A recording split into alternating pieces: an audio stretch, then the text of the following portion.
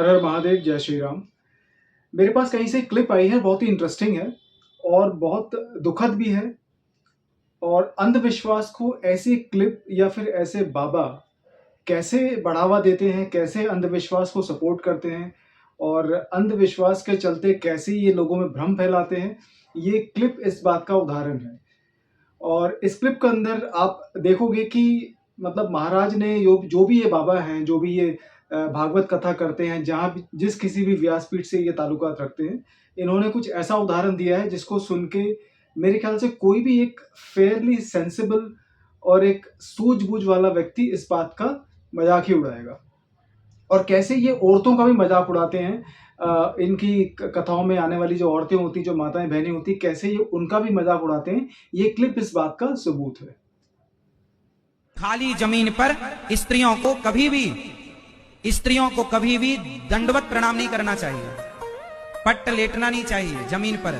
कहते हैं कि स्त्रियों के जो स्तन होते हैं, उन स्तनों का जब भार पृथ्वी पर पड़ता है तो पृथ्वी उस स्तनों के भार से डगमगाने लग जाती है। अब ये जो क्लिप आप लोगों ने अभी देखी, मैं इन महाराज से या इनके फॉलो करने वाले भक्तों से ये पूछना चाहूंगा कि ऐसा कौन सा गणित का सिद्धांत है, ऐसा कौन सा भौतिक का मतलब सिद्धांत है, ऐसा कौन सा लॉ है या ऐसा कौन सा प्रिंसिपल है जो इस बात को प्रूव करता है कि औरतों के ऐसा करने से जो धरती है वो हिलती है या डगमगाती है, या धरती की धुरी से थोड़ी सी छेड़छाड़ हो जाती है, या उसके अंदर थोड़ा सा बदलाव आ जाता है, या ऐसा कौन सा फेरबदल होता है पूरे ब्रह्मांड के नियमों में जो औरतों को ऐसा नहीं करना चाहिए। मैंने हजारों लाखों नहीं तो कम से कम सैकड़ों माताओं बहनों को दंडवत प्रणाम करते हुए देखा है अलग अलग धामों में। मैं काफी धाम घूमा हूँ, मैं सारे धाम हिंदुस्तान में नहीं घूमा हूँ, लेकिन नॉर्थ इंडिया में लगभग जितने धाम है मैं सब में जा चुका हूँ। चाहे वो शेरा वाली माता का धाम हो, वैष्णो देवी, चाहे वो केदारनाथ हो, चाहे वो आपका बालाजी महाराज हो, सालासर हो, ठीक है, और भी जो छोटे मोटे धाम इधर उधर हैं, छोटे बड़े।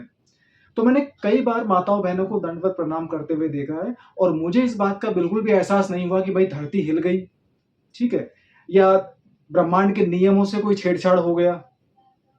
और वो माताएं बहनें बिल्कुल ठीक ठाक भी हैं, वो अपना जीवन आराम से जी रही हैं। तो ये जो बाबा लोग हैं, ये जो अंधविश्वास फैलाते हैं, ये तो इनका काम है। अब सवाल ये उन लोगों से है जो इनको फॉलो करते हैं। भाई जितनी माताएं बहनें उस सभा के अंदर बैठी थी, उस कथा के अंदर बैठी थी, जो इस बात को सुन रही थी, क्या उनको सुनते वक्त इस बात का जरा भी संकोच नहीं हुआ? इस बाबा को तो चलो बिल्कुल शर्म नहीं आई कि क्या बोल रहा है, और लॉजिक वॉजिक तो समझ लो दूर तक कोई इनका कनेक्शन ही नहीं है। रैशनैलिटी, लॉजिक वगैरह इनका कोई कनेक्शन नहीं दूर दूर तक।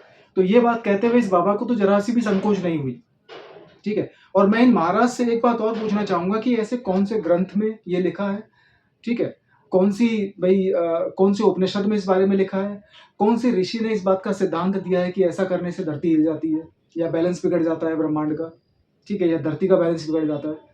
तो इन महाराज से मैं प्रूफ मांगने की कोशिश करता हूँ, कृपया हो सके तो मुझे इस बात का प्रूफ दीजिए, ठीक है। और इस बात को कहीं ना कहीं साबित करके दिखाइए कि ऐसा अगर औरतें या माताएं बहनें दंडवत प्रणाम करती हैं तो ऐसा कौन सा नुकसान इस धरती माँ को होता है, ठीक है। और मैं आप लोगों से हाथ जोड़ के निवेदन करना चाहूंगा, भोलेनाथ जी का एक भक्त होने के नाते कृपया अंध भक्त का शिकार ना बने, ठीक है। भक्ति के अंदर भी कहीं ना कहीं एक शक्ति होती है, एक कारण होता है, लेकिन इतना भी अंधभक्त या इतना भी अंधे होकर किसी चीज को ना फॉलो करें कि आपको सही गलत, ऊंच नीच और सुख दुख या फिर सत्य और असत्य का एहसास ही ना हो, ठीक है। तो ऐसे बाबाओं से थोड़ा सा अच्छे सवाल पूछे ताकि इसका जवाब दे पाए। ऐसे सवाल बाबाओं से पूछोगे तो इनके जवाब भी ऐसे ही आएंगे, और पता नहीं ऐसा सवाल किसी ने महाराज से पूछा कि नहीं पूछा, पता नहीं किस कॉन्टेक्स्ट में या किस संदर्भ में इन्होंने ये सवाल ये जवाब लोगों को दिया है, पता नहीं क्यों इन्होंने बात छेड़ी है, और इस बात को सुनने के बाद लोगों ने क्या सोचा है भगवान जाने।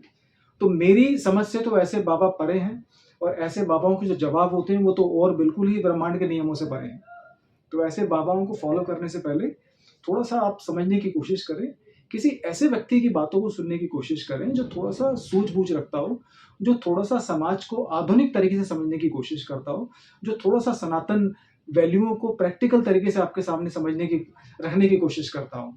आप भागवत के बहुत सारे उदाहरण ले सकते हैं, लेकिन किसी भी बाबा ने आज तक ऐसा उदाहरण नहीं दिया।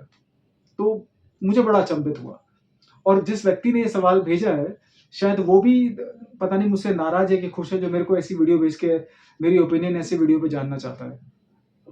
तो मैं यही कहूँगा इसके ऊपर कि ये सिर्फ़ एक अंधभक्ति है, ठीक है? इसके ऊपर आप बिल्कुल भी विश्वास ना करें। ऐसे बहुत सारे बाबा होते हैं जो कुछ भी बोल देते हैं सिर्फ़ टीआरपी के लिए या अपने फॉलोवर्स बढ़ाने के लिए, कुछ भी बोल देंगे, ऊट-पटांग कुछ भी। तो ऐसे बाबाओं को कृपया करके आप थोड़ा-सा बचने की कोशिश करें, ऐसे बाबाओं से। हर हर महादेव, जय श्री राम।